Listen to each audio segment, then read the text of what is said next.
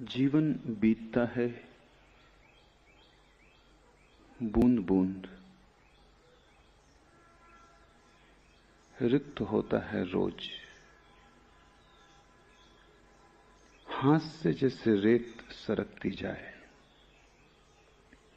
वैसे पैर के नीचे की भूमि सरकती जाती। दिखाई नहीं पड़ता, क्योंकि देखने के लिए बड़ी सजगता चाहिए। और इतने धीमे धीमे बीतता है जीवन कि पता नहीं चलता कि हर घड़ी मौत निकट आ रही।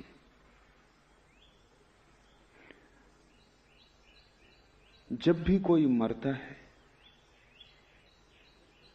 तो मन सोचता है मौत सदा दूसरे की होती है। मैं तो कभी मरता नहीं, कोई और मरता है, पड़ोसी मरता है। लेकिन हर मौत तुम्हारी मौत की खबर लाती। जो पड़ोसी को हुआ वही तुम्हें भी हो जाने वाला है। आखिरी क्षण तक भी होश नहीं आता। गफलत में, बेहोशी में, अपने ही हाथ से आदमी अपने को समाप्त कर लेता है। और जो भी तुम कर रहे हो उसका कोई भी आत्यंतिक मूल्य नहीं है। कितना ही धन कमाओ, कितनी ही पद प्रतिष्ठा मिले, मौत सभी कुछ साफ कर देती। मौत सब मिटा देती। तुम्हारे बनाए सब घर ताश के पत्तों के घर सिद्ध होते हैं, और तुम्हारे द्वारा तैराई गई सभी नावें कागज की नावें सिद्ध होती। सब डूब जाता है।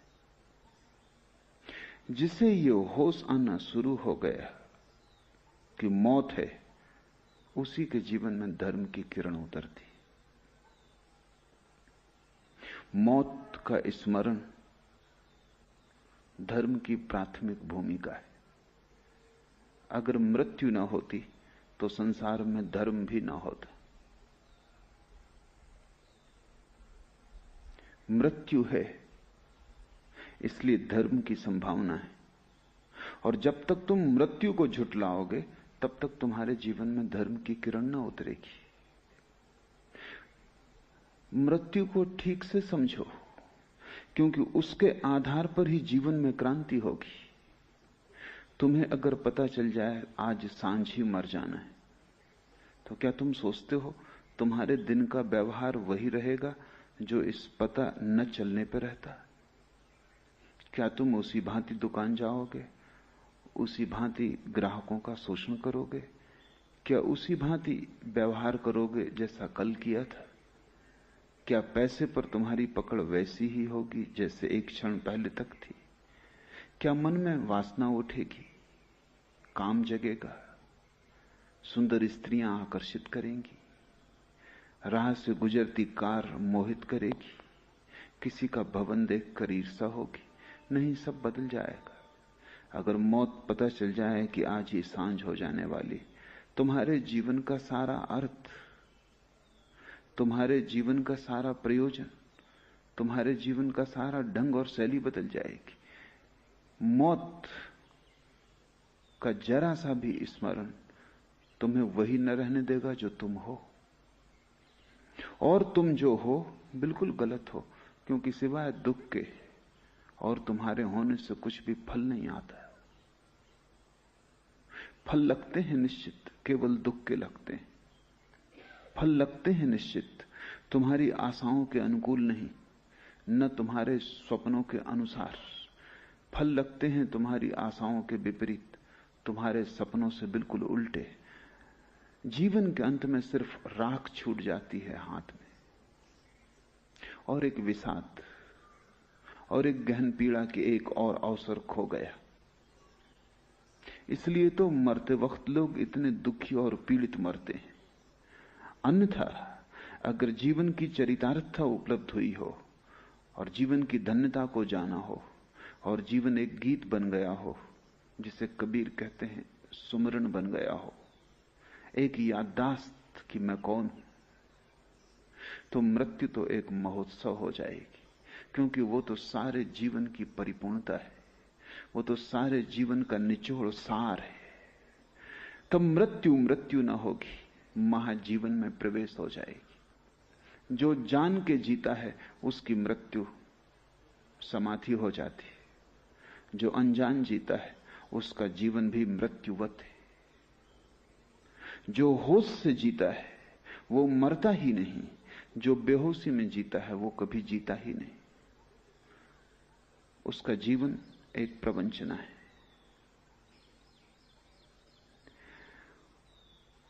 और स्वभावतः जिनके बीच तुम पैदा हुए हो वे ऐसे ही मुर्दे हैं, और उनके पीछे ही तुम चल रहे हो। कबीर कहते हैं, पीछे लागा जाई था लोक वेद के साथ, लोगों के पीछे चला जा रहा था। जहां लोग जा रहे थे वहीं मैं चला जा रहा था, उनका अनुसरण कर रहा था। इस बात को बिना सोचे कि वे उतने ही अंधे हैं जितना मैं हूं, बिना ये सोचे कि इस सारी भीड़ का क्या अंत होता है, आदमी भीड़ के साथ चलता है। बड़े गहरे कारण हैं, वो समझ लेने जरूरी। समाज व्यक्ति का शत्रु है। समाज तुम्हें भेड़ों की भांति चाहता है, व्यक्तियों की भांति नहीं, क्योंकि व्यक्ति के साथ ही बगावत का स्वर शुरू हो जाता है। व्यक्ति के साथ ही होश, और जैसे ही होश की पहली किरण उतरी कि व्यक्ति अपने मार्ग को खोजने में लग जाता है, फिर वो भीड़ के पीछे नहीं चलता। कितना ही सुंदर राजपथ हो, कितना ही साफ सुथरा हो, कंटकाकीर्ण ना हो, फिर भी वो भीड़ की पीठ के साथ नहीं चलता, वो अपना रास्ता बनाना शुरू करता है। होश जैसे ही आया कि तुम समाज से टूट जाते हो, तुम पहली दफा स्वयं होते हो, और स्वयं होने में बगावत है, विद्रोह है, क्रांति। इसलिए कोई समाज बर्दाश्त नहीं करता व्यक्ति को। जन्म की पहली क्षण से लेकर मृत्यु की आखिरी घड़ी तक समाज व्यक्ति को नष्ट करने की कोशिश करता है, दबाता है, हर तरह से तुम्हें तोड़ता है। तुम कहीं आत्मवान न हो जाओ, क्योंकि तुम अगर आत्मवान हुए तो समाज का नियंत्रण तुम पर न हो सकेगा। अब तक किसी आत्मवान व्यक्ति पर समाज नियंत्रण नहीं कर सका, सिर्फ मुर्दों को काबू में रख सकता है। जिंदा व्यक्ति एक आग है, उसे हाथ में बांध के रखना आसान नहीं, उसके ऊपर कोई बंधन नहीं हो सकते। तुम जिंदा व्यक्ति को कारागृह में डाल सकते हो, लेकिन कैदी नहीं बना सकते। तुम जंजीरें पहना सकते हो, लेकिन तुम उसकी स्वतंत्रता नहीं छीन सकते। उसकी स्वतंत्रता आंतरिक है, होश की स्वतंत्रता है। इसलिए सभी समाज बिना किसी अपवाद के, चाहे वे पूंजीवादी हों, चाहे समाजवादी हों, चाहे साम्यवादी हों, सभी समाज व्यक्ति के दुश्मन हैं। और समाज में होने वाली कोई भी क्रांति वास्तविक क्रांति नहीं है, धोखा है। चाहे फ्रांस में हो, चाहे रूस में, चाहे चीन में, सभी क्रांतियां धोखे हैं। क्योंकि क्रांति कुछ भी करती नहीं, समाज के एक ढांचे को दूसरे ढांचे से बदल देती है। एक गुलामी की जगह दूसरी गुलामी आ जाती है, और स्वभावतः दूसरी गुलामी पहली गुलामी से अक्सर ज्यादा ताकतवर सिद्ध होती, क्योंकि नई होती। पुरानी गुलामी जराजीर्ण हो गई होती, उसमें से छेद होते हैं निकलने के बाहर, उसकी दीवारें गिर गई होती हैं, उसके द्वार दरवाजे कमजोर हो गए होते हैं, उसके पहरेदार शिथिल हो गए होते हैं, कारागृह का मालिक आश्वस्त हो गया होता है कि सब ठीक चल रहा है, सो जाता है। नई गुलामी पुरानी गुलामी से हमेशा ज्यादा मजबूत होती, क्योंकि कारागृह नए बनते हैं, द्वार दरवाजे मजबूत बनते हैं, और नए समाज की व्यवस्था जानती है कि जिस तरह हमने पुरानी व्यवस्था को तोड़ दिया, कोई दूसरी बगावत इस व्यवस्था को न तोड़ दे। इसलिए नई व्यवस्था पुरानी से ज्यादा कुशल होती। जार के जमाने में रूस में जितनी आजादी थी उतनी स्टालिन के जमाने में न रही, और चांगकाई शेक के साथ चीन में जितनी स्वतंत्रता थी उतनी माओ के साथ न रही। गर्दन और कस जाती, क्योंकि क्रांति असली क्रांति से बचाव करने की व्यवस्था है। असली क्रांति सिर्फ एक है कि व्यक्ति समाज से मुक्त हो जाए। मुक्त होने का यह अर्थ नहीं है कि समाज में नियम है कि रास्ते पर बीच में मत चलो तो वो बीच में चलने लगे। वो तो मूढ़ता होगी, मुक्ति ना होगी। मुक्त हो जाने का अर्थ स्वच्छंदता नहीं है, क्योंकि जो स्वच्छंद होगा वो समझा ही नहीं। स्वच्छंदता तो गुलामी की ही उल्टी तस्वीर है। स्वतंत्रता न तो स्वच्छंदता है और न गुलामी, वो दोनों के मध्य में एक परम जागरण है। वैसा व्यक्ति समाज का दुश्मन नहीं होता, पर वैसा व्यक्ति समाज की छाया भी नहीं होता। जहां तक समाज की गौण व्यवस्था का संबंध है वो हमेशा राजी होता है, क्योंकि उसका कोई मूल्य ही नहीं है। रास्ते पर नियम है भारत में कि बाएं चलो, अमेरिका में कि दाएं चलो, क्या फर्क पड़ता है? चाहे दाएं चलो चाहे बाएं चलो, एक बात तय है कि सभी लोग एक ही तरफ चलें ताकि रास्ते पर सुविधा रहे। बाएं चलने से भी काम चल जाता है, दाएं चलने से भी काम चल जाता है, लेकिन सभी लोग बाएं दाएं इकट्ठा चलने लगे तो काम ना चलेगा, तो अड़चन होगी। ये गौण नियम है, ये कोई शाश्वत नियम नहीं है, और न इनमें कोई नीति है, और न कोई इनमें परमात्मा का हाथ है, हस्ताक्षर है। समाज की सुविधा है। स्वतंत्र व्यक्ति समाज की सुविधा में बाधा नहीं डालता, सहयोगी होता है, लेकिन समाज की सुविधा के लिए अपनी आत्मा को खोने को राजी नहीं होता। जहां तक बाएं दाएं चलने का सवाल है बिल्कुल राजी होता है, लेकिन जहां समाज आग्रह करता है कि तुम अपनी आत्मा ही खो दो, वहां वो उस आग्रह को ठुकरा देता है। लेकिन समाज को उससे कोई बाधा भी नहीं आती, क्योंकि आत्मा कोई रास्ते का ट्रैफिक नहीं है। वहां तुम बिल्कुल अकेले हो, वहां दूसरा है ही नहीं, इसलिए वहां समाज के नियमन की कोई भी जरूरत नहीं। लेकिन समाज को खतरा है। खतरा यह है कि आत्मवान व्यक्ति दबाया नहीं जा सकता, आत्मवान व्यक्ति झुकाया नहीं जा सकता, और आत्मवान व्यक्ति संक्रामक होता है, जो और भी बड़ा खतरा है।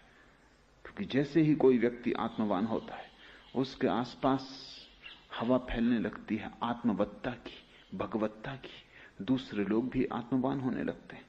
और अगर बहुत लोग रास्ते को छोड़कर अपने रास्ते और पगडंडियां खोजने लगे, तो वो जो राजपथ का बल है वो टूट जाता है, समाज निर्बल हो जाता है।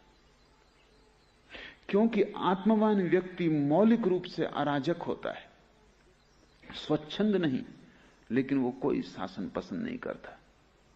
इसलिए तो कबीर कहते हैं कि जब अब मैं हरि ही हो गया तो किसके सामने सिर झुकाना। आत्मवान व्यक्ति एक दिन पाता है कि वो स्वयं परमात्मा है। अब कैसे सिर झुकाना, कहां झुकाना, क्यों झुकाना? इसलिए नहीं कि वो कोई अहंकारी है, नहीं। आत्मवान तो होता ही तब है जब अहंकार खो जाता है। नहीं, लेकिन अब कुछ बचा ही नहीं जहां सिर झुकाना। सिर झुकाने वाला भी नहीं बचा, सिर भी नहीं बचा, सब खो ही गया है। तो न तो राज्य पसंद करता है आत्मवान व्यक्ति को, न तुम्हारे तथाकथित धर्म पसंद करते हैं आत्मवान व्यक्ति को, क्योंकि मंदिर मस्जिद वो छोड़ देगा। कहां सिर पटकना? आदमी की बनाई हुई मूर्तियों के सामने सिर पटकने से होगा भी क्या? वो गुलामी के जाल हैं जो समाज ने सब तरफ फैला रखे हैं। कारागृह भी उसी का कारागृह है, और जिसे तुम मंदिर कहते हो वो भी उसी का कारागृह है। जिसको तुम पुलिस का आदमी कहते हो वो भी समाज का नौकर है, और जिसको तुम पुजारी पुरोहित कहते हो वो भी समाज का उतना ही नौकर। वो दोनों ही पुलिस वाले। एक तुम्हारे शरीर के ऊपर नियंत्रण रखता है, दूसरा तुम्हारी आत्मा पर नियंत्रण रखता है। तुम छूट ना जाओ, और जैसा मैंने कहा, जन्म के पहले क्षण से समाज का हस्तक्षेप शुरू हो जाता है तुम्हें मारने का।